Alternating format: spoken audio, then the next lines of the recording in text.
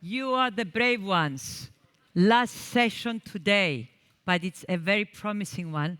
Want to keep you awake. My name is Maria Georgiadou, and I'm the managing director of Cyprus. Those who don't know what Cyprus is and what it is doing, come tomorrow. There is a whole morning about Cyprus at this same stage. So, thank you for being with us today, because the question we are about to discuss is one that is being discussed regularly, and one that is a painful one for some of us, because we're still looking to find the answer to it. Commercializing scientific research in Cyprus. There is a paradox here. Cyprus ranks as high as 34 in the Global Innovation Index. Actually, it is up from 57 in 2021. It is ahead of countries that are much bigger in size and have much more resources, both financial and human. Our researchers are brilliant. We have brilliant researchers who publish and have put Cyprus in the map for the achievements. And I'm talking about not only publications, but securing very competitive European funding and also competitive national funding. And we have 7 centers of excellence. Do you know, this is an achievement on its own, because Greece, for example, only has 2. These centers of excellence, for those who don't know, are centers that have received 30 million euros to build something really important. Centers of innovation that will be doing regionally innovation, not for Cyprus only.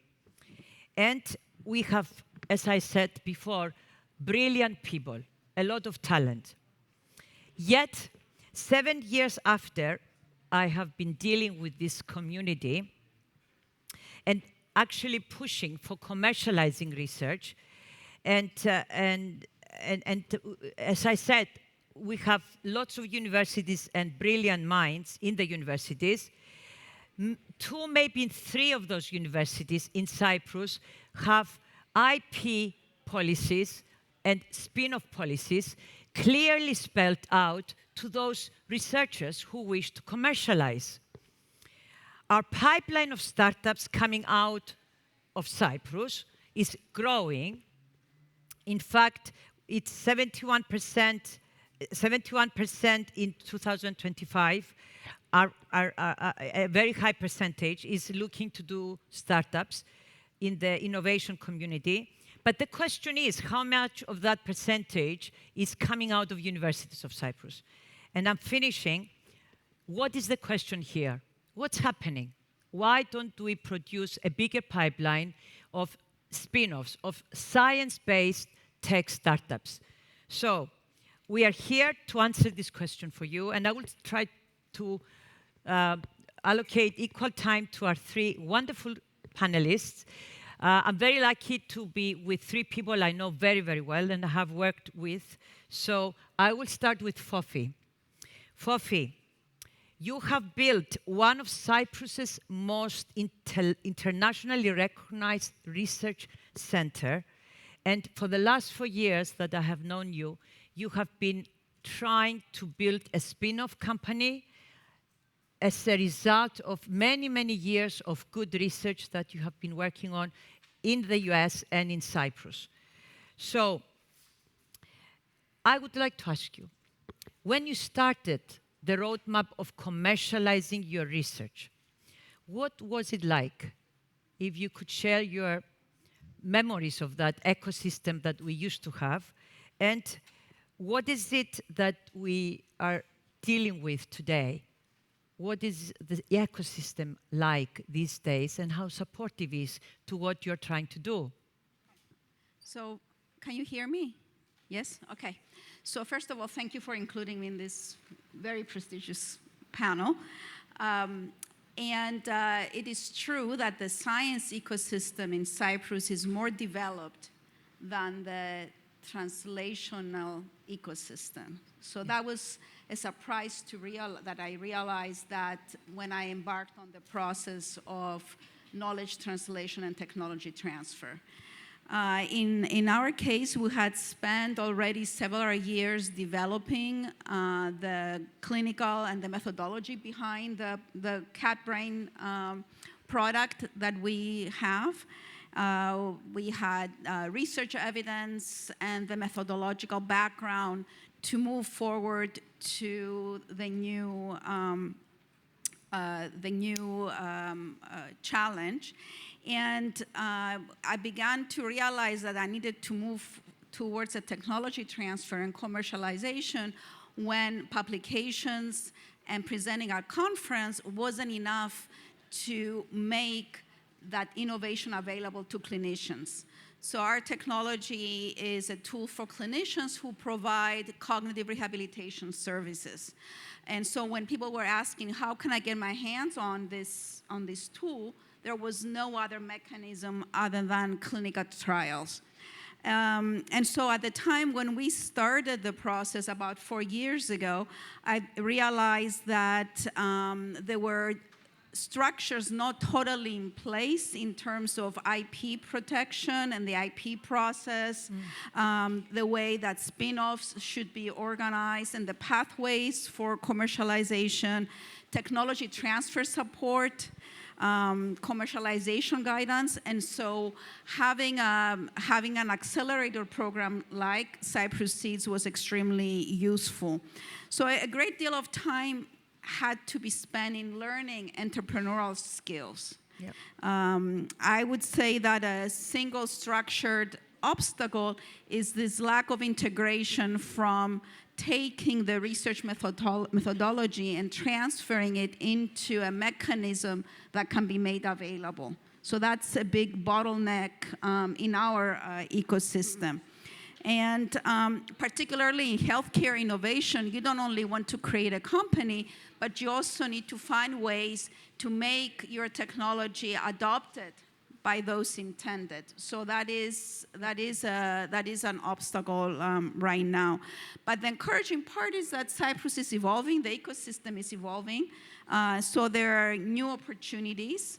But I think we do need to continue bridging the gap between translating the innovation into a product and then making sure that that product gets adopted the way it was intended to be. That's great. And now I think it's a good time, forget it, that we go to Theodoros, because I think Theodoros is representing the government, and the government has been doing a lot in this direction. So Theodore, the Research Innovation Foundation has committed over 180 million to the ecosystem since 2016. If I have the figures wrong, you correct me, please. And just announced another 48 million in new calls in 2025. And just yesterday announced yet another pre-seed grant program, one that is offering close to 120,000 euro grant to the early stage startups, including those coming out of universities. So investment is clearly not the problem. So going back to the points made by Professor Fofi from the University of Cyprus, let's see, where specifically does the Cypriot ecosystem still break down, the value chain break down? And what is the Research Innovation Foundation doing exactly so that people in this room be educated as to how much it is put by the government into this effort? Okay, thank you, Maria. Great to be on this panel. If we're going to talk about the value creation chain, let's make clear that we're talking about the knowledge commercialization, exactly, deep tech innovation coming out of research organizations, because obviously the innovation ecosystem is much bigger, and there are other a lot of traditional exactly. So tech as well. So just to be clear, we're talking about the commercialization of the great research results that this country has. Truth of the matter is Cyprus has been investing a lot of money. It has exceeded the 1 billion mark for the last 10 years, public money that has gone into research and more recently innovation. This has resulted in some great research outputs, primarily from the publicly funded universities, which have been around for much longer than the privately held universities that operate on the island. More recently, as you've mentioned, the addition of 7 centers of excellence has been further strengthening the research quality and outputs of this ecosystem. But to your point, there have been challenges on pushing that knowledge, or pushing and pulling that knowledge out of those organizations and into the market. First and foremost, I think it's fair to say that we didn't have a mature knowledge commercialization, knowledge transfer, translation of research results into towards the market. Now, the government has been looking into the legislation that governs spin-off creation by publicly funded universities. At the RIF, we brought experts to Cyprus. We've reviewed the legislation. We've made specific recommendations to the government, the central government, which have been turned into a bill which has been passed to Parliament, and hopefully we're going to be seeing results now. It does take time, especially when it comes to regulatory reforms, but that hasn't helped the ecosystem, and we have to be fair on our assessment on that. Now, it's not just the legislation, though. I mean, the reality is that within our research organizations, we didn't have that mindset. I mean, the entrepreneurial mission, we didn't pay that much attention in Cyprus. Yeah. And this is something that the Research Innovation Foundation, in addition to the legislative reform that we've led, the review and submission of proposals to the central government, we set up the Central Knowledge Transfer Office. The Central Knowledge Transfer Office has been trying. It's been operating for the last 3 years, funded by the European Commission. It's been trying to build capacity within those research organizations. So we started. It does take time.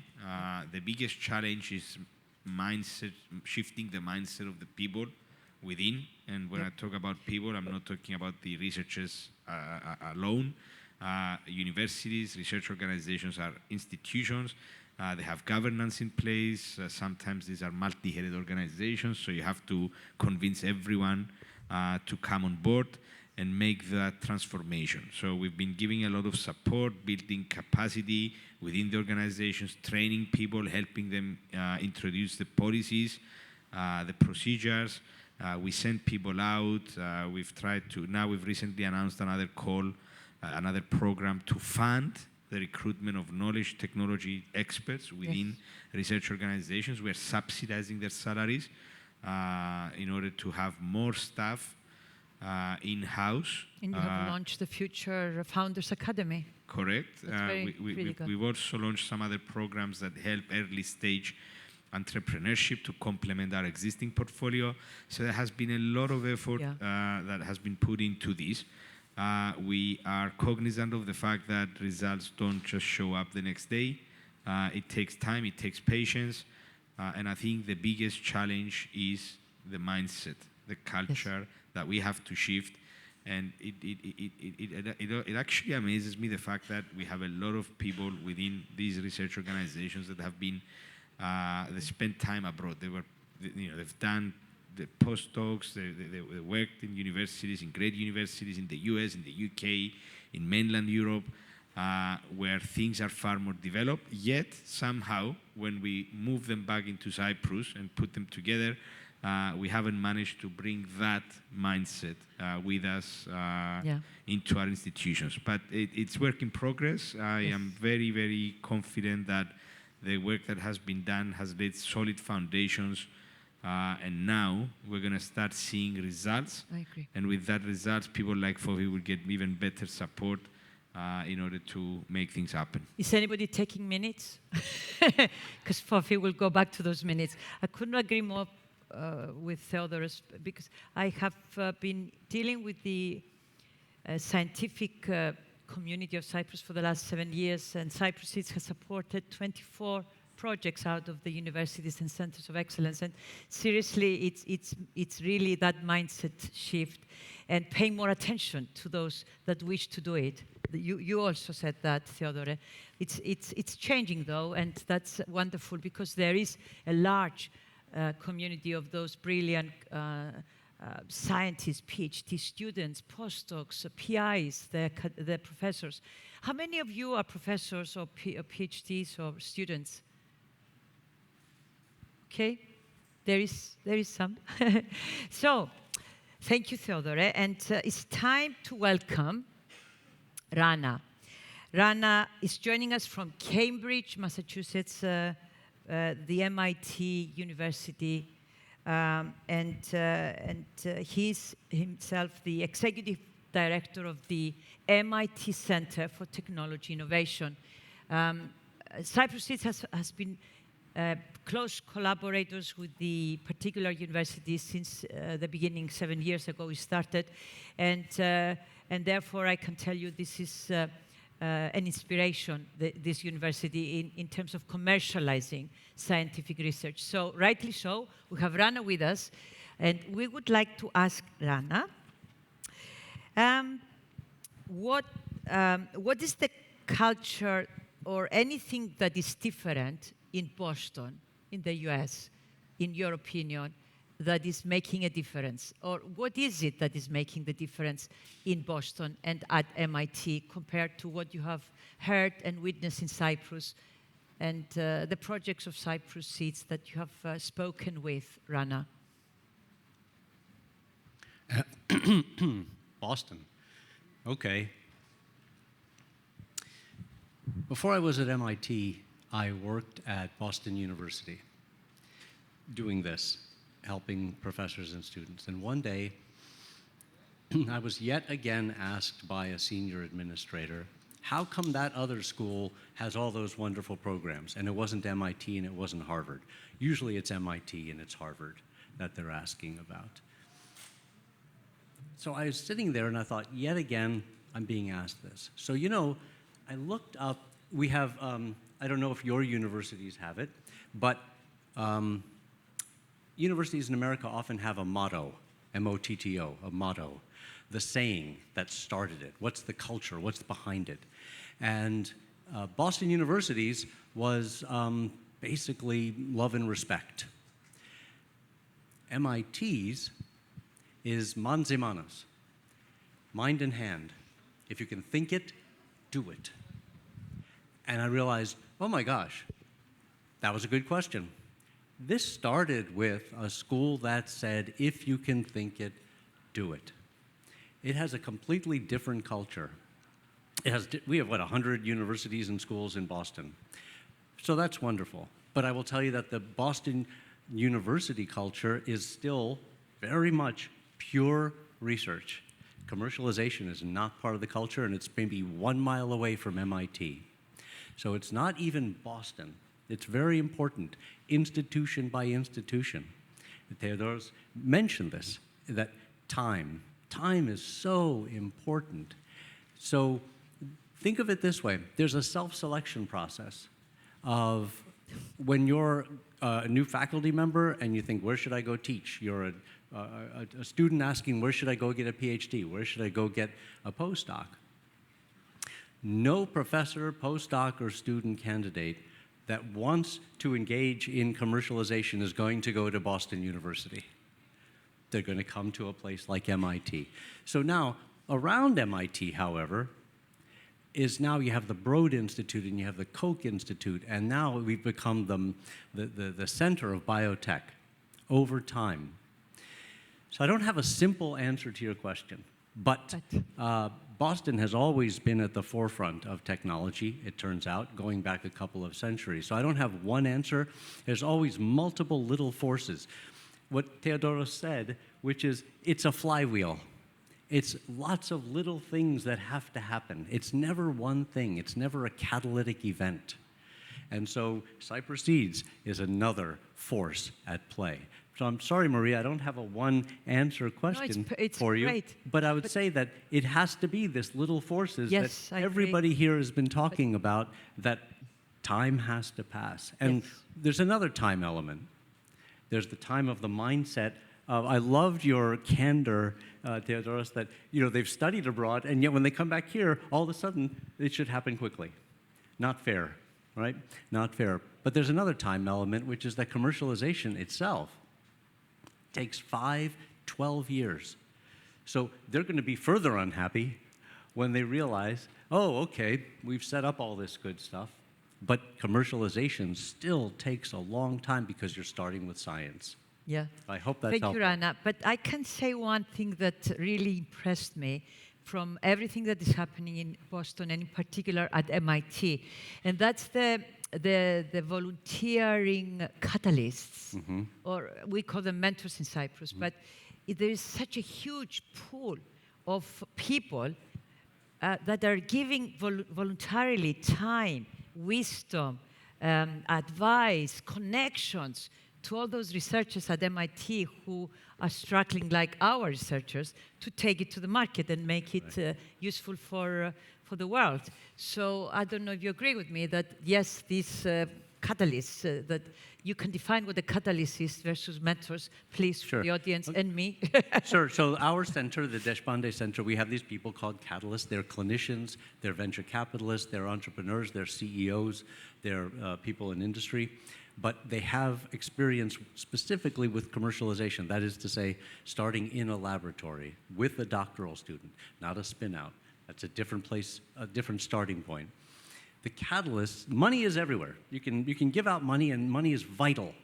But it's the expertise and it's the catalysts that are the real ones that work very closely with our teams and teach them how to become entrepreneurs. But they teach them how to de-risk their technology, how to spend the money that we give them. But they're all volunteer, and that's Maria's point. So these people are giving their time because of the impact and the gratitude that results from working with these teams. Wonderful. Back to Fofi. Fofi, there's all these questions here I wanted to ask you, but can I ask you, like now I thought, because you said a few things earlier which I think we should elaborate a little bit more. Give us an example, a more practical example for everybody, because it's the end of the day and we're all very tired. What is your daily life, your daily world when you go to university, and how much of that time of yours is devoted to the commercialization of that amazing, novel research that I am aware of? Well, can you hear me?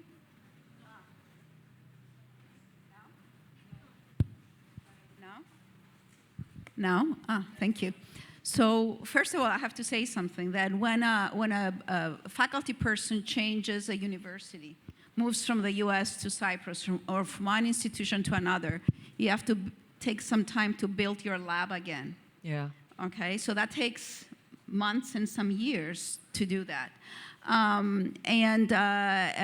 All of us, you would be surprised that most of us feel that we want our work to have an impact. We don't want our work not to matter, right? We believe our research should be making an impact, making the world a better place. Some hours of our days are spent teaching, mentoring students, faculty meetings, committee meetings, administrative meetings, balancing our center's budget. So there's a lot of different types of responsibility. The other challenge is that traditionally the academic ecosystem values research grants, values our ability to publish, present at conferences. Technology translation and commercialization are fairly more novel in our ecosystem, and especially in an ecosystem that is fairly young, as it is in Cyprus, both from an academic research perspective, because it's a young ecosystem, let alone for a knowledge translation system. I think it's dying. Okay, we're going this one. Okay,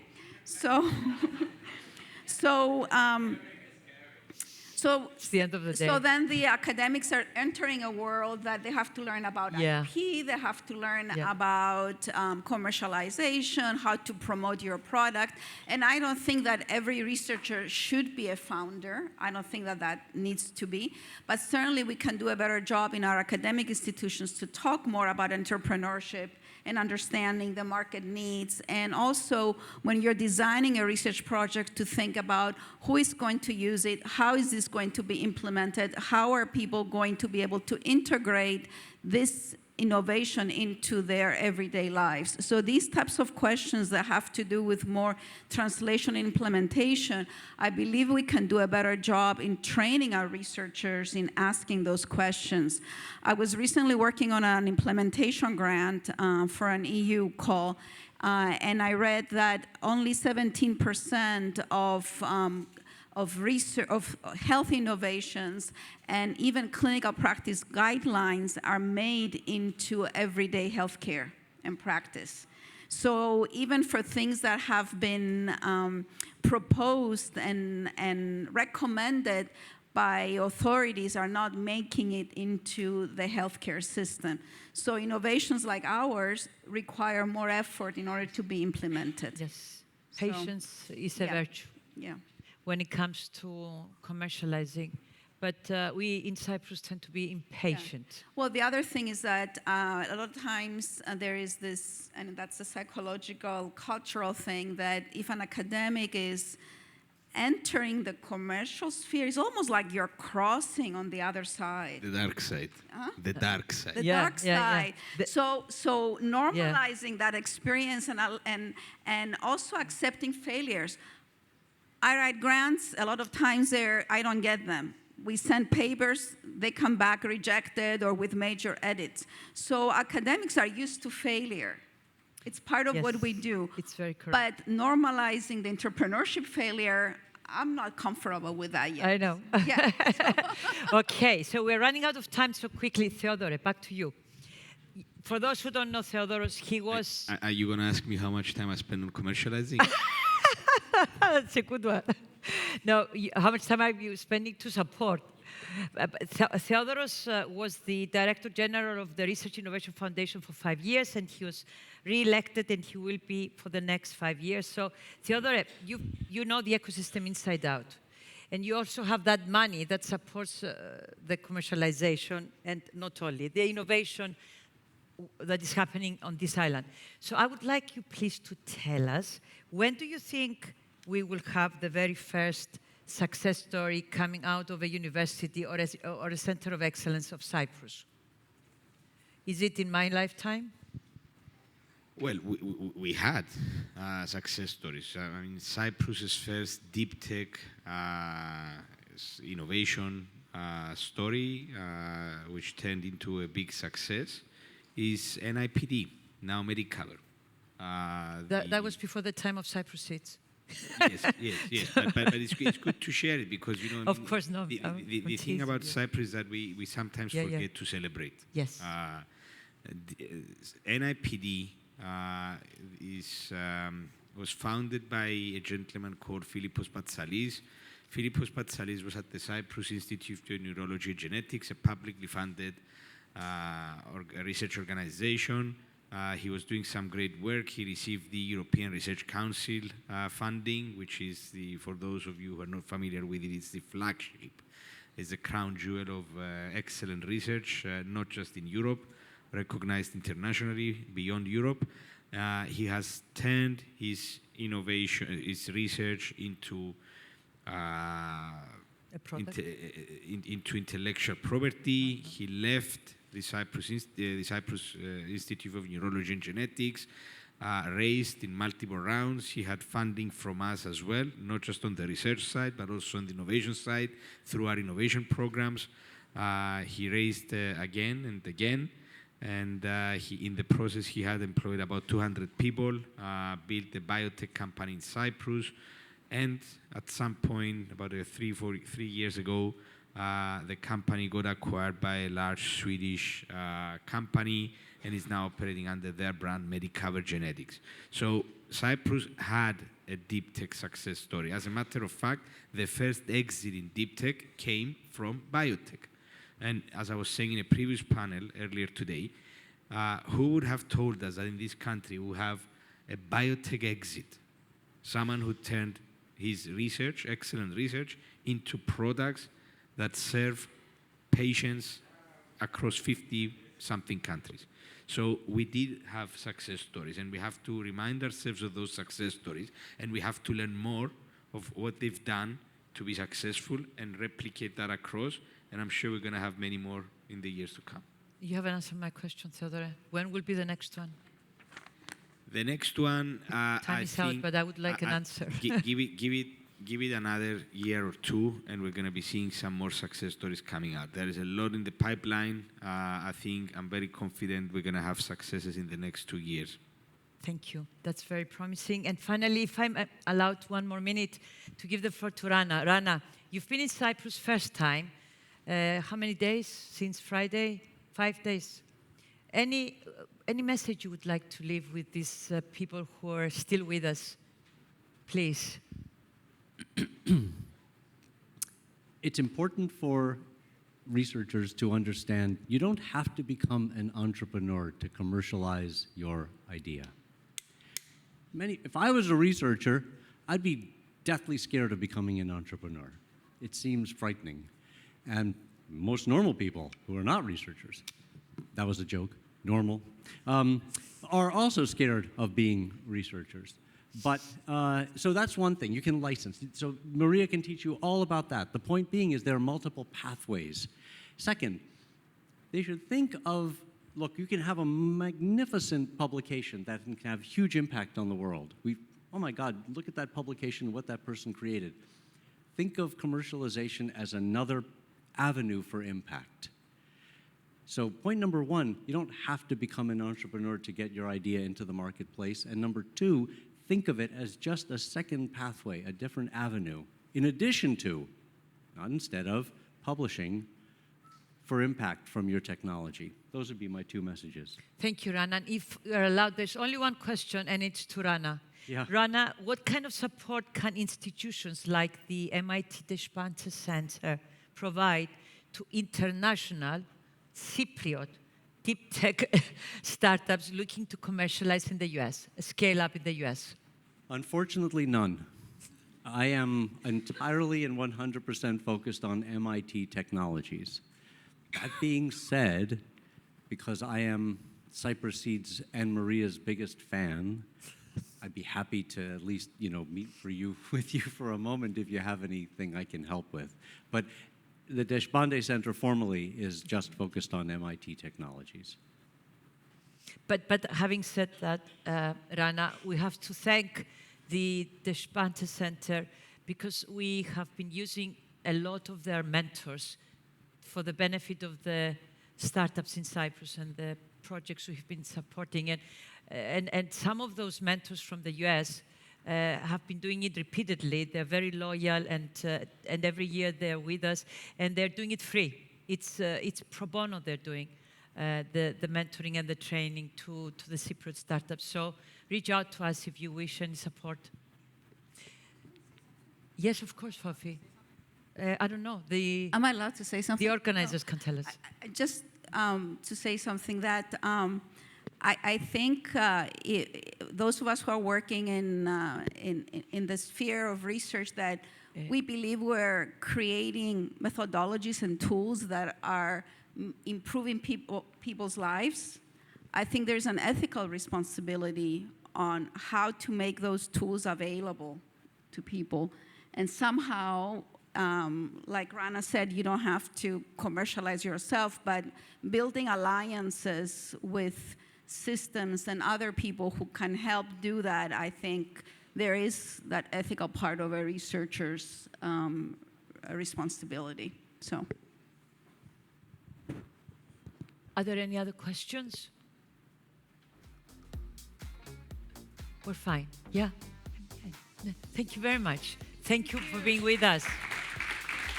Guys, thank you, Theodore. Thank you for the great conversation and finishing the day on a high note. It's amazing to have all of you with us.